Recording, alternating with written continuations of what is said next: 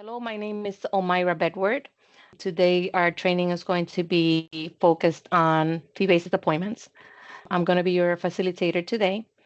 Before we begin, we would like to go over some housekeeping items, and we kindly ask if any bargaining unit employees are logged on, that you please log off at this time. We'll give you time for that. This training is being recorded, and your attendance is your consent. We would like to highlight that this is foundational. So if you have been working with a fee basis, you're going to come across this information in a very basic way. Um,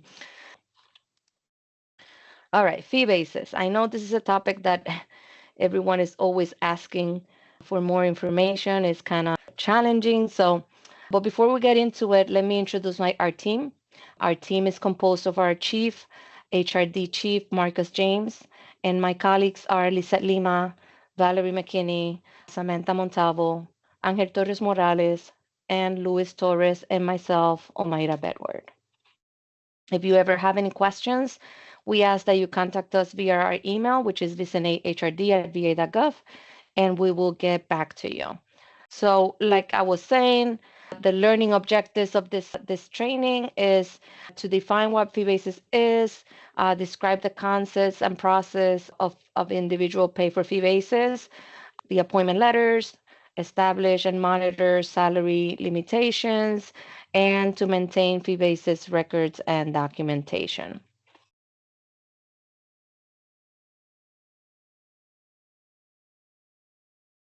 Now, this is an old slide that I found, but I think it's appropriate.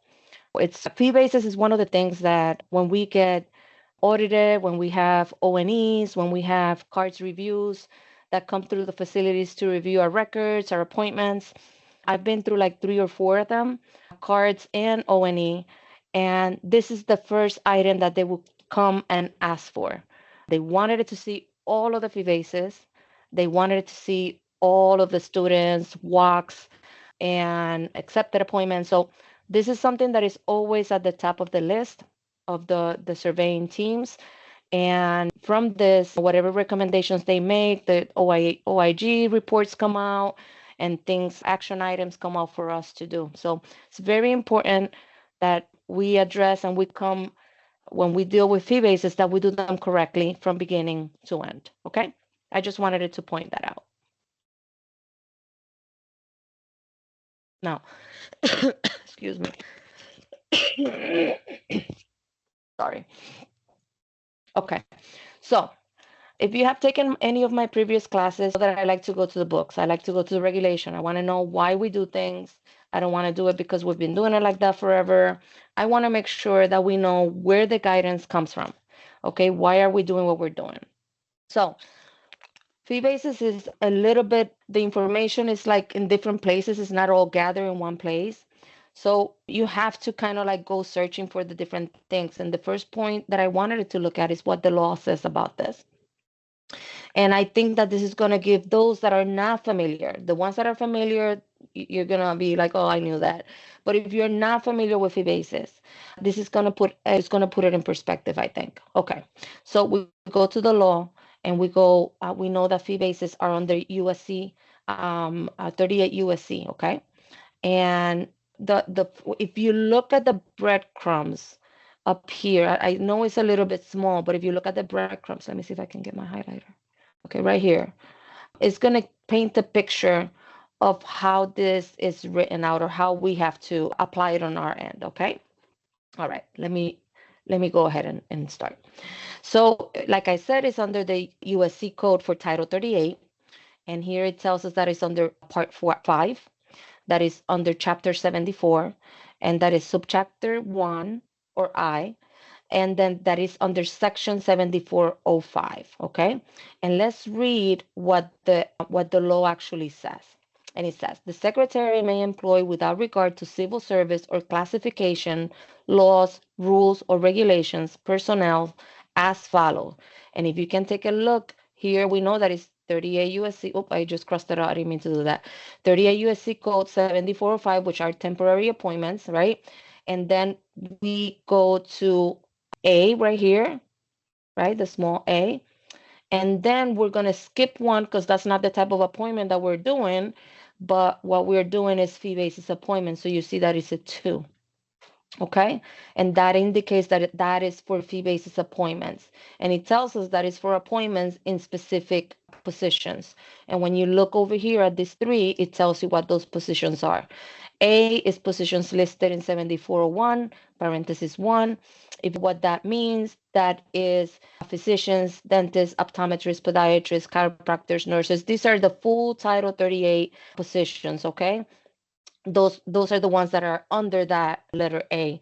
And if you go under letter B, is your 7401 parenthesis 3, which we know that those are your your hybrids, Title 38 hybrids, okay?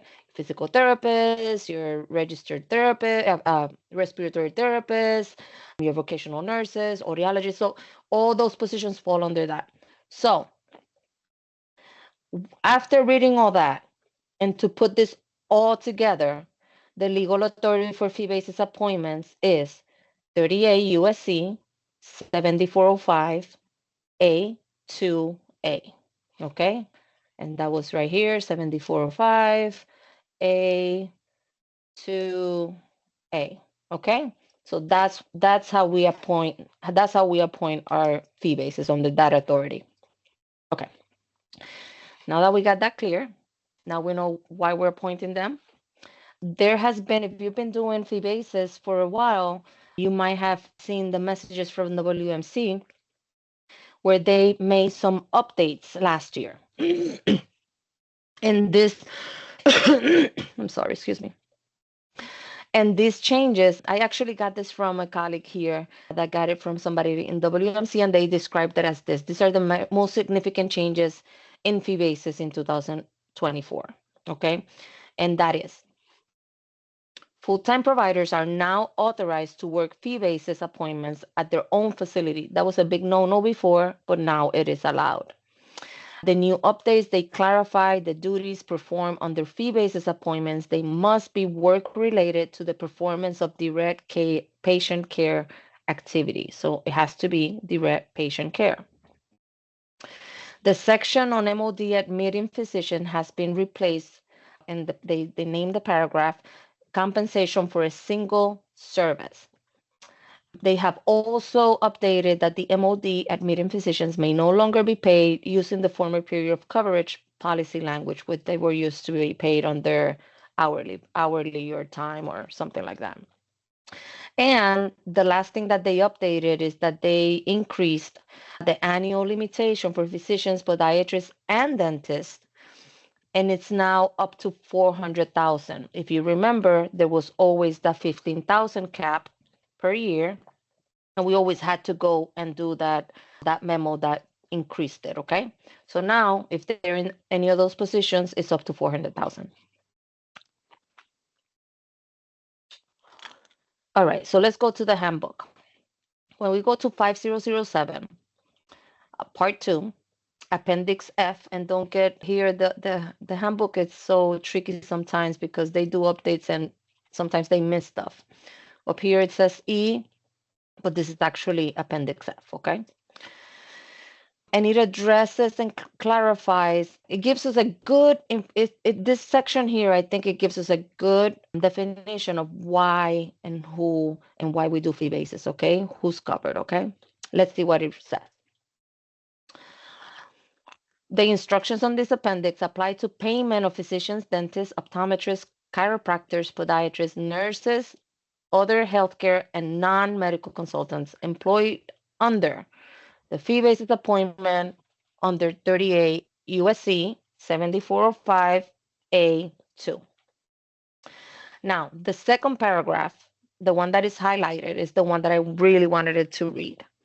And this tells us that the fee basis are to be used when health services are not otherwise readily available and when it is cost effective.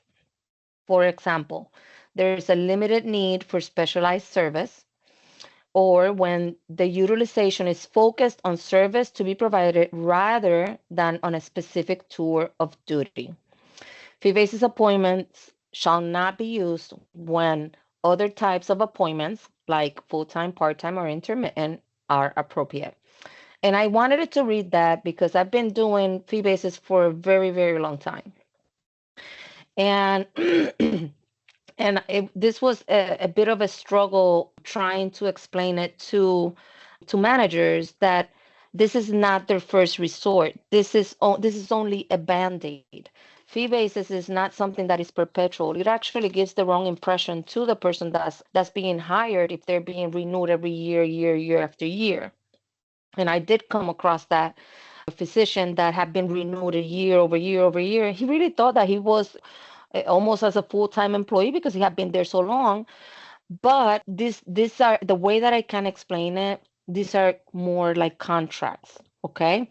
It's a transaction that they're providing us a service. We're just paying them, and that's it, okay? So I just wanted to drive this point because these are not the types of appointments that are required, okay? And we'll go into more details, but I just wanted to drive that point. Okay. On the same section, it tells us that fee-basis appointments are subject to income tax withholding, federal withholding, state tax, local income tax. They also are subject to deductions for the OASDI and Medicare taxes. And also, this is very important because we see this, and I'll talk about examples on this a little bit later on. But federal retirees appointed on a fee basis are not subject to any reductions of their fee or retirement pay, provided they are appointed as a fee basis doctor, a physician, dentist, podiatrist, one of the full Title 38. Okay. Another important point is that while they're working as a fee basis for the facility, for the VA, they are going to be defended by the US government if there's any allegations of malpractice. So they are covered. Okay. They're also covered under the Compensation Act and unemployment compensation. And the last point is that they have to be paid direct deposit, just like everybody else. Now, fee basis appointments are utilized nearly at every facility across the nation. They are direct patient care services that are not otherwise readily available. And I'll probably repeat it again just because I want to drive the point. They're accepted service appointments, and these appointments are temporary. Like I mentioned, they're not to be perpetual. There's a need. I always used to tell my managers, listen, if you need them year after year, you're collecting the data to support requesting that position to be either part-time, full-time, intermittent, and get the FTE. So, so these are temporary, which means that they do not get any benefits. They do not get any retirement, no sick leave, no annual leave, no TSP, no nothing. Okay. And most important of all, their time is not creditable for service. Okay. So if they have worked as a fee basis, a physician or dentist or podiatrist, that time does not count if they come on board as a full-time, part-time, or intermittent. Okay.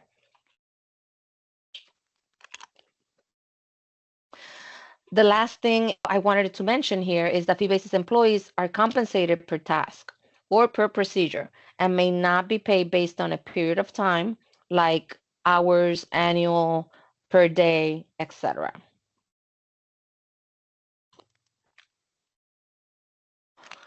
Now, fee basis, as I mentioned previously, they should not be used when there's other type of work schedules that are more appropriate, like full-time, part-time, intermittent. All fee basis appointment must meet the minimal qualifications for the position. And as we know, that's an HR function. We check for qualifications that they meet them, and then we refer them. They are subject to pre-employment hiring process for the occupation. Their effective date is the first day of the first on duty. Okay, so they are not the fee bases are they don't have to start on that Sunday and that first day of the pay period.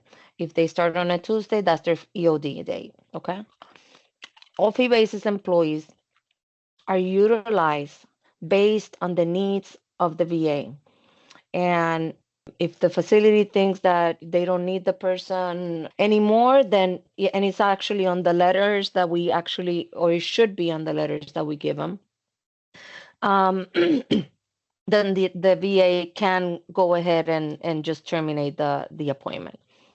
And the person can also just quit as well. Okay.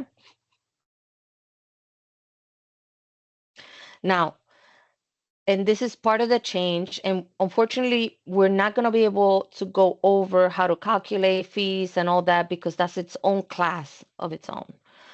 But there's two categories now for fee basis. One is the fee for task or unit, and the other one is the single service flat rate. Okay, and I made sure that I put here kind of like examples to kind of like differentiate because it can get confusing if you don't do this all the time or if you've been away from it. I've been away from it for a little bit over a year, so I had to really look at it. I didn't want to make a mistake. So to kind of put it in perspective, those that are based on task or units, examples are if like they need to bring somebody in to do compensation and pension reviews, examinations, if they need somebody the chaplains to come in and do pastoral care, which are they can go ahead and tell them we need you to see five veterans or whatever the number it is this week, or for the CMP that you have 25 files that you need to review this week. Those are going to be compensated by task or unit. Okay. Now, the single service is for like MODs that provide that direct mission, that they go into the emergency room or the urgent care room and do the admissions or treat patients. So those are the two different types. Okay. Let's see what else. A very important point is when they're setting the fees for this, for the fee basis for this, the providers, whoever they're hiring, that has to be done prior to starting the recruitment. Okay. It is necessary to, all this stuff needs to be approved previous to that. Okay. Let's move on. Now, when it comes to setting fees, here are some good resources. And I actually went through over 14 different resources that are available right now that WMC has generated and has been putting out with all the updates. Okay. So there's plenty of information. Unfortunately, it's not all in one handbook that you can just go section by section. It's in different places. But whatever resources I did come across, I went ahead and I'm going to share them at the end of the class. So from this resource, this is and the way that they have written these is they've written them from the point of view as if the manager is the one that's looking at it, just so it can give them the step by step, for lack of a better term, of what to do if they are interested in hiring a fee basis. Okay. So the fees must be the level of the rate of pay in the prevailing community. That's one of the highlights about this. Consider the fact that VA providers, or that the VA provides office space, supplies, malpractice insurance, coverage, and other support. Therefore, the amount of the fee will normally be less than if the service was performed in the practitioner's own office. So we want to be competitive, but we got to take this into consideration. Okay. The other cost that cannot be included or the fee basis when the fee is being set is things like TMS training, because we do require them to complete some required TMS, which is a catch 22, because how hard it is to explain to a new person that you're trying to bring on board that we need you to do all this training, but we can't pay you for it. So unfortunately, the VA has not come up with a good solution for that. We don't have an answer for that yet. But as of now, we cannot put money into the fees to compensate for that, or for them to attend new employee orientation or other mandatory trainings, okay, or to be on call. So these are the points that are hard to explain to the managers, to the person, but hopefully the fee that we do come up with can compensate and can be competitive enough for them to come and want to join us. Okay. I do want to read one more thing. Um, oh, I do want to read this because it's very important. On this resource right here, the is an HR routes for managers. The title is Compensation Fee Basis Appointment. On the second page of this resource, they do make a reference to the appointment under the flat rate service for the fee basis, and they do name the USC 38 USC 7505 A to A, and that is actually a typo. So when you bring up that resource, make sure that just make sure that you make a note somewhere that the fee base, the legal authority for a fee basis provider is 7405, because this has an error. I actually contacted them and I asked them if they can correct it. They said that they would upload it, but I think they forgot. But I wanted to make sure that if you use this resource that it has a typo. The correct legal authority for fee basis is under 38 USC 7405, not 7505. Okay? I just wanted to make sure. So please, please, please make a note of that. Now, like I said, we're unable to go through how to calculate the fees. However, there's so many resources out there. And if you click on the green or on the orange on my screen, it should bring up the links for you, but I have them at the end of the presentation. Um, However, I wanted to highlight something. The VA cannot be the pay leader. However, we do need to be competitive to recruit and retain the highest caliber of employees. Okay. And these two resources here go step by step of the things that you can, the options that you have when you calculate a fee. And I wanted to bring that to your attention, okay, as well as the HR routes that I just mentioned, that has some very good information, and it includes examples on how to calculate the fee, okay?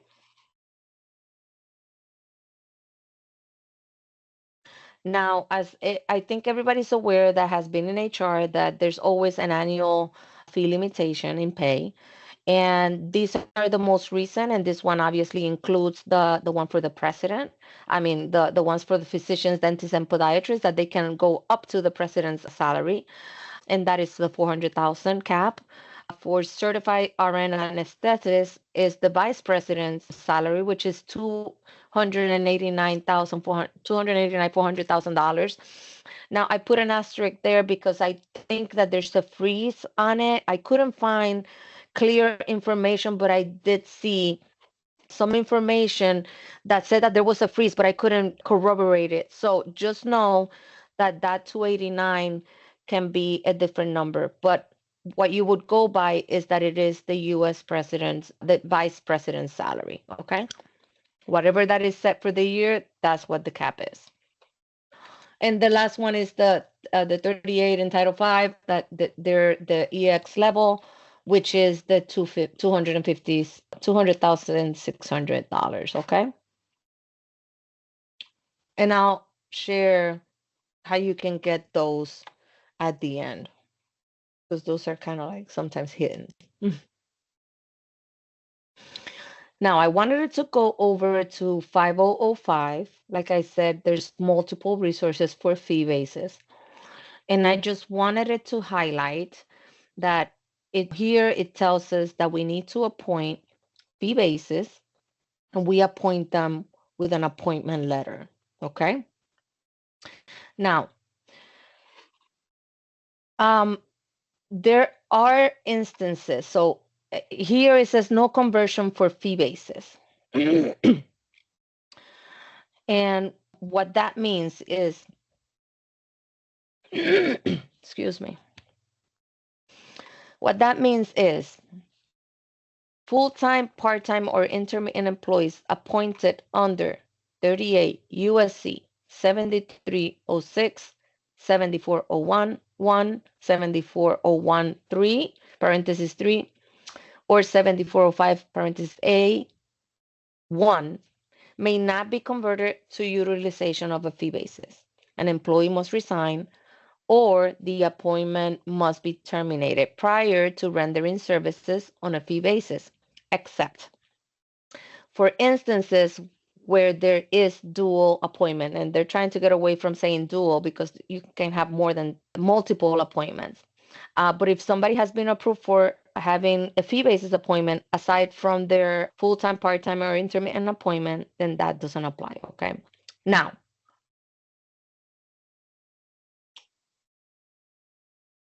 the best example that I think I can provide to explain this is I used to the one of the facilities that I worked at. It took me a long time, but they wanted it to bring pretty much everyone on fee basis. That was their method of trying to recruit people. I always kept trying to tell them, listen, that's not the right intent. That's not the proper way. You got to go from full time, part time, or intermittent. It took me some time, but we got there. So I used to have physicians that either would decide to go to another private sector position, but wanted it to go ahead and stay as a fee basis. So obviously they needed to resign before we could bring them on as a fee basis.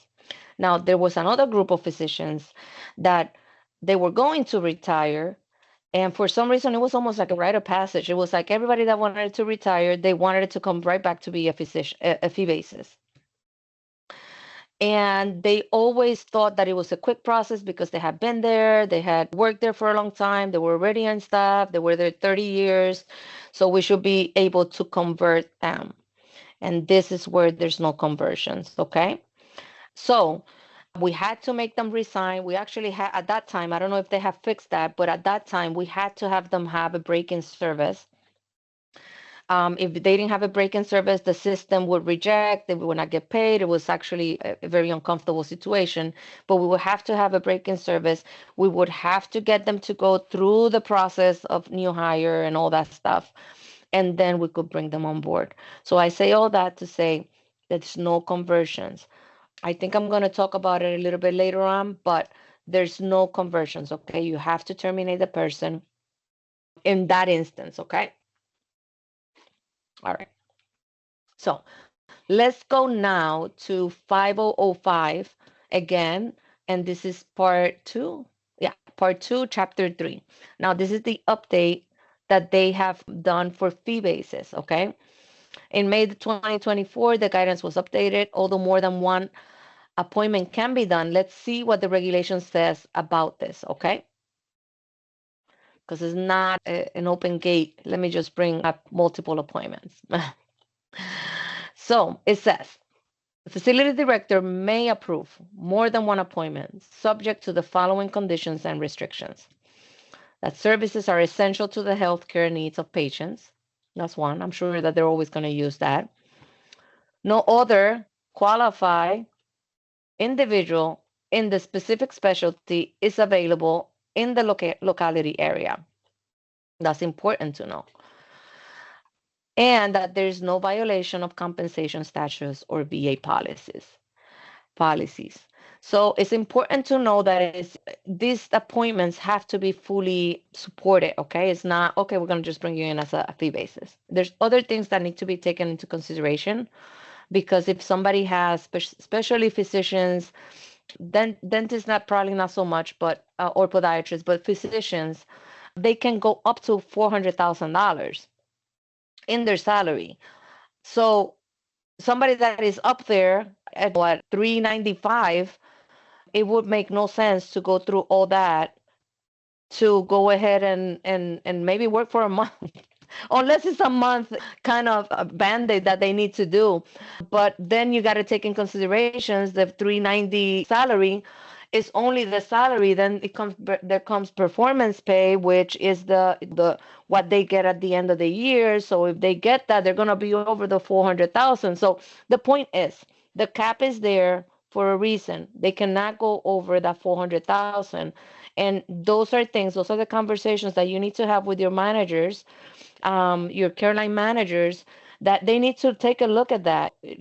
Before you entice somebody to come over for a fee basis interview, we need to know if they're making a salary that's going to put them over the cap and it's not going to meet their need that the facility has for that fee base. Okay? I hope that I explained that clearly and that's understood, but that's a very, very, very important point. Okay. Now, the other thing that it says on this regulation here is that recommendations to approving officials should include sufficient information to indicate that the employment is more than one appointment is justified. Okay. So we have to make sure that when we send stuff to be signed by our directors, when it involves money, we want to make sure that we give them the full picture, not just bits and pieces. Okay. All right.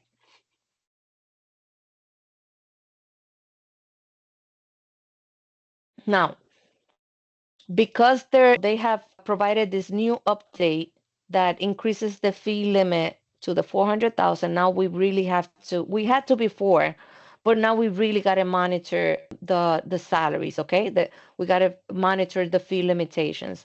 And you can run smart queries, and this is what they look like. If you haven't done them, the path is under the Workforce Administration, and you just go to Query Viewer, and then you enter the name of the report. Okay, I have to tell you that when I was looking this up myself, it was a little funky. Like I wouldn't take the exact name, so you got to probably put it on the description, or it wasn't working for me. I'm not sure if maybe I did something wrong since I haven't run them in a while, but you got to make sure that you run the right reports. There's actually plenty of reports for fee basis, but WMC recommends these that are here. And I'll definitely put those on, either you can take a screenshot of that, but I am going to make sure that you get those at the end of the class, okay? And they are, let me see if I can make out the ones that are multiple appointments for fee basis, Title 38. The other one, there's a couple of those. Um, and then there's the fee basis over the limit. So people that are getting probably like that 10% to the limit will probably show up on this. Now, I have to tell you that when I was looking at these, the fee limitations before this change used to be 15,000, okay?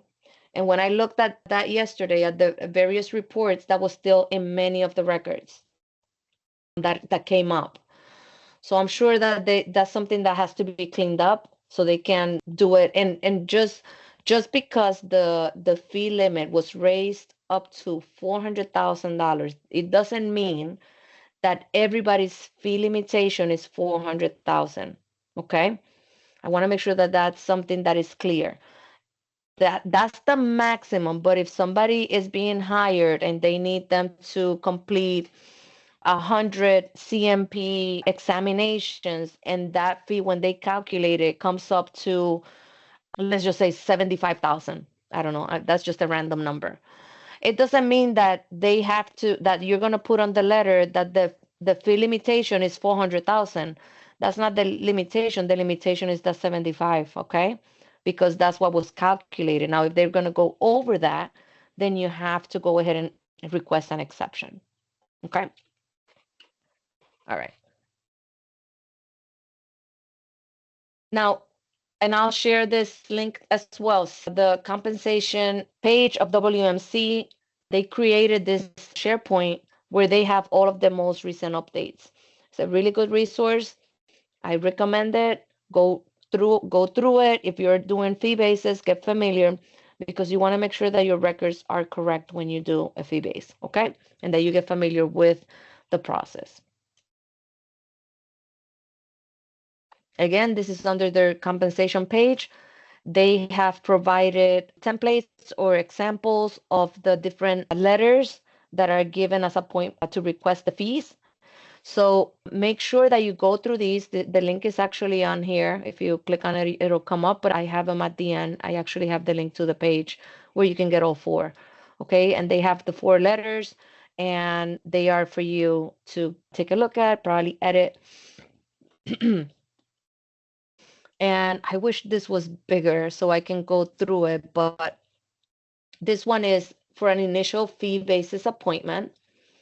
And as you can see, it's going to have an not to exceed date because we said that these are temporary appointments. They have to provide justification as to why they need this and specific information, right? They have to request that you probably are the liaison if you are in HR. You're probably gonna have to request and talk to your the hiring manager and CCOE. So you can probably request like surveys so you can help the service or the manager put together what the fee is, okay? And that's where that information will be. If you can see here, I think right here is where they're putting the information as to what it is needed, okay? And what their maximum is going to be their cap. And then they got to provide the breakdown of the fees. Many of the fees come from Medicare codes. So you can probably go to that site and look at that and get familiar. I'm not familiar with it. I haven't used it. I haven't used it enough to go ahead and give a class on it, but I have gone through it and I have a video that I'm going to share that gives you almost step by step, okay? And just make sure that now, I'm not sure what the current process is for recruitment within the VISN for this, but when I was doing them, you had to get this letter was the first step. It was the first step is to get the fee approved. That you have to have approval to recruit, and you have to have an approved fee. So this was the first step. The first step is to make sure that this is sent through all the important people, and the most important, well, they're all important, but the most important person that needs to sign this is the director. If it doesn't have the director's signature, I would not move forward. You need that director's signature before you do anything else. Before that MSS request is entered, you need that, okay? Now, and that's the case with all of these letters, okay? And with anything that has to do with pay. I will never do anything until it's approved, okay? So this is the first letter, the example. This one is to amend the fee.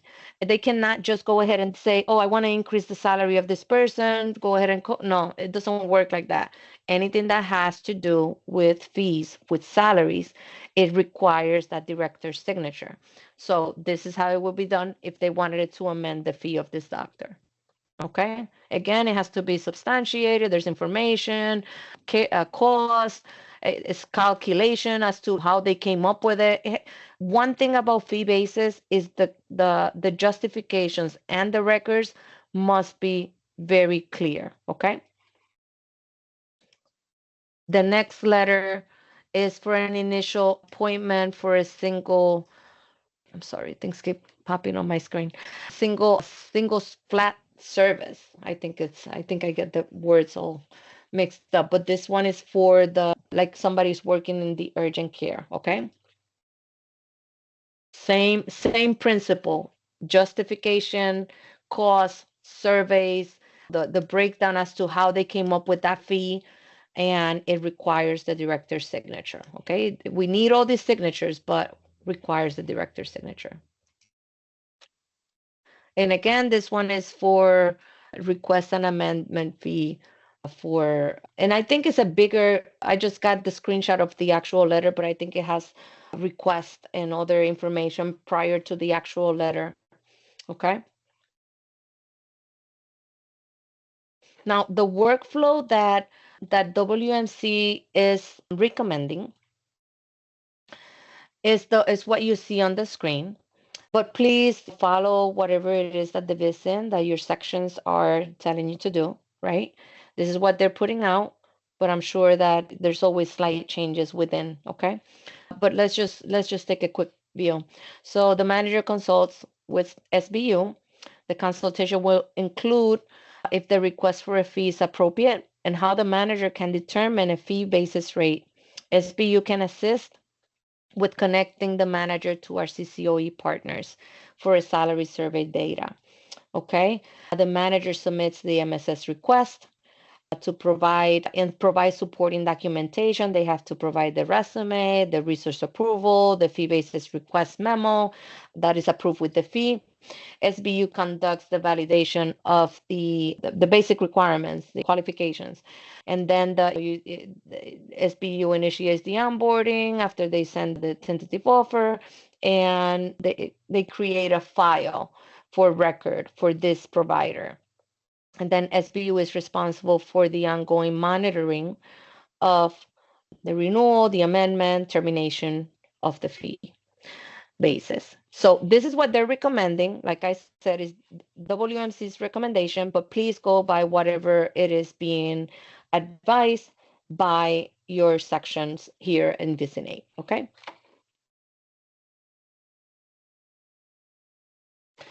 Again, the required documentation always have to have an approval to fill the position. You want to have that signed memo where the director signed it and approved that fee, the clear documentation on how the compensation was established. Fee basis appointment letters need to be signed by all. You need to have resumes. I know that they eliminated the 2850, so that's no longer needed. One thing that I think that here in VISN 8, I think that they require this as part of the one of the documents. I'm not sure if still this the case, but the screening checklist and all of the items that are on that screening checklist that are required within the VISN, okay?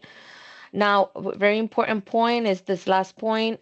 Fee basis appointments, they do not have a EOPF file, so the records are maintained technically by HR, okay? So there must be a record with all of the required documentation. One last note, fee basis employment process, the process for their occupation has to be followed. These positions have to go through the same process if you're hiring somebody else. They got to go through the pre-employment and onboarding process. They must be screened, vetted, credential. They got to have physical examinations, drug tested, except whatever is required for that position, it has to be done.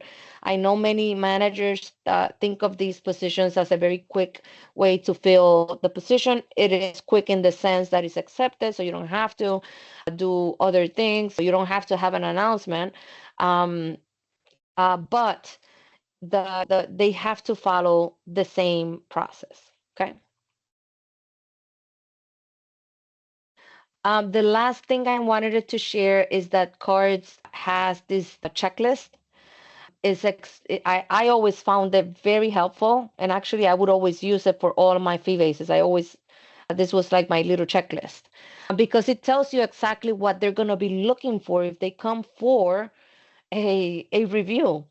So they're actually sharing what it is that they're going to look for. At least that's how I see it. And it tells you that they're going to look for all these different documents and all these different items.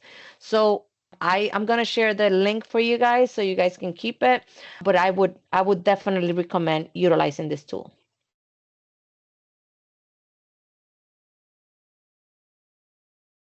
So I thought I'd come up with a scenario and see, just put it on the chat, and I ask that you all participate, see if this makes sense or if you've come across or the answer. If you don't know, that's fine.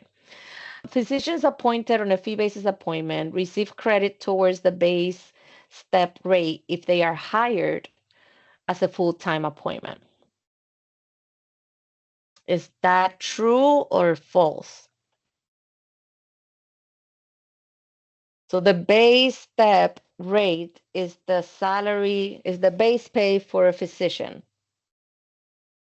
And if you've taken my classes before, base pay is tenure in the VA.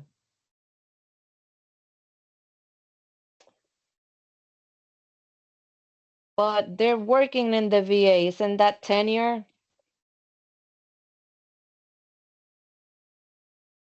Yeah. Somebody put F. Okay. Oh, false. Yes.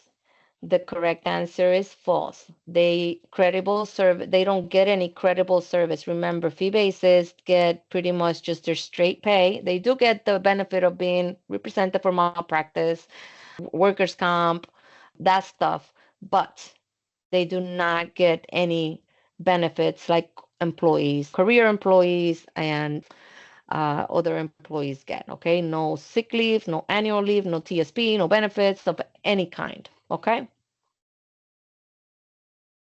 good job to those that participated.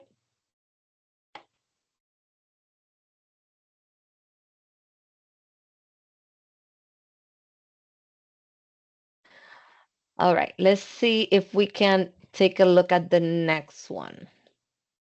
So this is a physician in primary care, worked at the New York Harbor VAMC for 28 years and is retiring April 30th, 2025.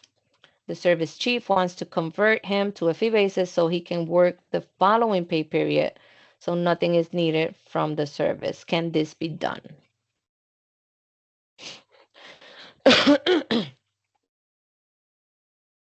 If you say in B, can you tell me why not?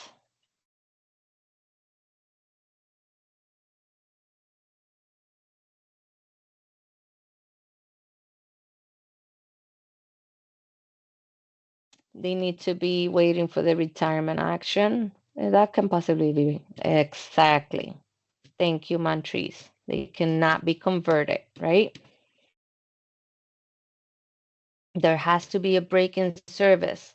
Like I said, I don't know if they fixed that or if they have a different workaround. It's a new appointment. It's a new appointment. Even when there's a dual or more than one appointment, somebody's going to have a record one, which is their main appointment. Let's just say they're a full-time physician, and they're going to be a fee basis physician either at the same facility or somewhere else. They have to have two records. They have to have the one record, and usually the fee basis is a zero, if I remember correctly. I don't know if I'm remembering backwards, but one was a one and one was the one was the zero. They have to have two records, okay? And it's separate. One is separate from the other.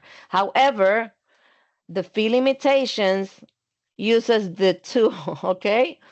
The fee limitations will consider both. I did have a physician a few years back that he did go over the fee base, I mean the fee limitation, and they stopped paying him part of his salary because he had reached it, and he had reached it at the beginning of December. So you want to have that conversation. You have to make sure that you have the conversation with the providers that are in those dual appointments, and know that the cap takes into consideration the aggregate limit, okay? The salary and your performance pay, those things are all added up. And if you go over the 400,000, they're not going to pay it out, okay? There might be exceptions. I did find an exception through COVID, but it took me like 8 months to get it, and it was like appeal and nobody knew anything. So, but anyway, going back to this scenario, yes, you cannot convert, okay? It's a separate appointment. You need a full file for this person, and you have to do it as a separate appointment, okay? All right. We are done. We're just going to launch the poll. If you guys can go ahead and please answer these for me real quick, I'll appreciate it, just so I can have some data as to, all right. So if you guys can take a look at these 4 questions: time spent in a VA as a fee basis physician counts as credible for full-time appointment. Let me see how many people is responding. Correct. That was 100% false. Very good. The next one is fee basis appointments receive all benefits. They get nada. Excellent. The next one is fee basis appointments are direct patient care services that are not otherwise readily available.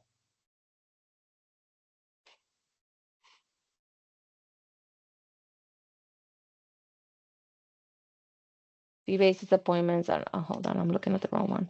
That's true. Very good. And the last one is the legal authority of fee basis appointments is A, B, or C.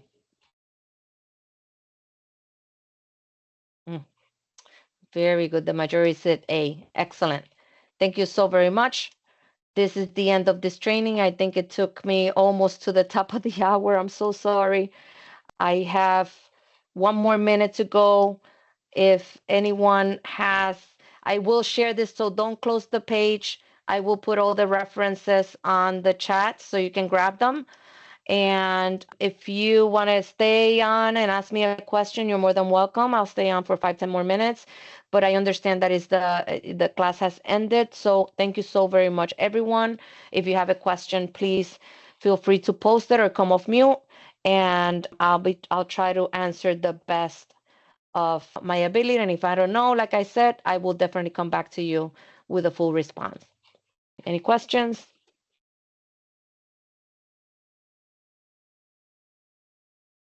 Hi, good afternoon. This is Gina. I have a question, a couple. So I would like to know if the information that has been presented here today, we know we have some locations where fee basis is used and has been used, and it's a hard habit to break. Mm-hmm. Is there anything that comes from HRD down to the service chief and the AOs to help them to understand the proper usage of fee? Because we can tell them, higher ups can tell them, anyone on station can tell them, but they continue. So, do I you all know. provide that information? Does it get sent out to them so that they understand, although it is clearly written in the handbook as to the appropriate usage of fee, but just so that we have that reinforcement from somewhere, from I some think other entity? I understand. I get it. I get it. Because that was my battle for 14 years. Yes. But I get it. I think that I think that your first ally for this is your supervisor. You have to be on the same page, and they should be supporting you on this, bringing the message that, listen, this is not the first, the measure to recruit. You recruit full-time, part-time, intermittent. If there's no other way, then this is the solution. This is not the first resort. So I will start there. We can't send it because it's just we're just a training unit. But for me, the what brings weight is when your supervisors, when the supervisor of the supervisor, you're one voice. So to me, that's where I would start. We can listen, and sometimes you just have to have the hard conversation. I used to have those very, very hard conversations No, with we my have managers, those. We have those, and but they're not. and I know it So takes I'm time, just okay. unfortunately. Okay, thank you. Unfortunately, it takes time. And the way, one of my strategies was always, whenever I would give information like that to managers, I wouldn't just do it verbally. I would send them an email. I would provide them with the guidance, with the screenshot. That's why you always see screenshots on my presentations of the handbook and the sections, because you Right. know Do where all you of got it that. from. Yeah, we Right. do You all of do all that. of that. You're right. So that's why I'm asking the Fortunately, question. yeah. I know. It's a very hard habit to break, but Okay. just keep chipping away. Don't back down. At least I didn't. Hey Steve, I see you have a question. On the topic of the aggregate limits on fee basis, who is also a permanent full-time somewhere else? What reports is available to track and ensure the service doesn't exceed? I have the reports here that WMC recommends. So I'm gonna put them on the chat. So don't close the chat, okay? But I did run queries from HR Smart, and I think I saw about, I don't know, maybe 10, 15 different reports on fee basis alone, different topics, but fee basis alone. So there's different ones, but I'll share what WMC is recommending. It'll take me a minute to copy and paste it on the chat. Okay? But I'll share it. Thank you, Steve. Uh any other question? I see that Juan has a hand up. I'm sorry, Juan. Go ahead. No problem. So it's just a clarification on the flat rate for the physicians working at the ER or any other specialty area where it seems like this per service provided doesn't apply. Isn't it that like a daily rate, which kind of contradicts what was discussed at the beginning of the presentation? So I see where that looks confusing, and I had the same question Okay. because they do say do not calculate. We cannot pay them by hourly rate. Okay, we can't. However, they want to see justification as to how you come up with all that. And I think that the way, and this is outside of this class, but I will share a video where they go over how to calculate the rates, okay? And the way that I think that they are doing it is that they take the Medicare cost and they go ahead and they depending on whatever it is that the costs are for that service or for the ones that they think they're going to have during that time, and then they average them out, and they do use a dollar amount. Okay. But I So think they're doing it. I think they're doing it just to provide justification. Okay. okay. But we cannot pay them per hour or per time. Okay. So that's a big no-no. And that's what they're saying that we're moving away. That is just the justification as to how they take all of the different costs and come up with a final number. Okay. Okay. So we should be okay to process a request where the memorandum has a flat rate for a basically daily rate versus No daily. procedure. No, it can be time. It can be time. No, Well, it's a that's it's a it's a flat rate. I might not be using the right terminology, but it's a flat rate. mhm. I believe it's 1,400 and something per that I day. have to look, I have to look at that. Maybe I can take that question and we can do it offline and we can look at it Okay. together. Okay? Yeah, definitely. Because I don't want to give you the wrong answer. Okay? And we can take a look at it. All right. All right. Somebody else Sounds is trying to come off mute. Nina? I know we're over time, so if you got to go, please. I don't want to hold people hostage here, but I know some people have questions. Let me, the mics are open. Let me Okay, double check. there we go. Okay. So I wasn't sure. You might have answered this question, but I just wanted to make sure. So you stated if they reach their limit of how much they can make before the end of the year, then what is it that they're working for free if they choose to still work? Unfortunately, they're not going to compensate them. Like I said, there was a waiver during COVID. I Mm-hmm. don't know if there's a waiver now. I didn't come across that. I don't know if they have a waiver now. Excuse me. And if there's one out there, we got to look at it. I got to come through again. But I, like I said, I putting this class together. I went over more than 14 different resources, and I don't know if there was anything about a waiver right now. If there's one, then you got to follow that process. However, in the past, in my experience, what happened is that they pay them their base pay from their full time, and then they withhold the market pay, whatever Mm-hmm. difference. Mm-hmm. And they did not get paid. Like I said, I did apply for the waiver, and eventually there was one, and because of COVID, and he got, but it took us quite some time. Steve, you remember Mm-hmm. that one? It took us maybe 7, 8 months. So he was working all that time without getting paid and then got back pay? What I recommended to him was he was going over because of the fee basis. I told him don't work the fee base because you're not going to get paid. It's not they're not going to compensate you. Mm-hmm. So that's their option. So he I I didn't I, work, right? I recommended that. I told them I can't tell you what to do, but if I was in your shoes, I would not pay. I would not work the fee base because you're not going to get paid. So they Because have to. do they have an They have option to go other places to work?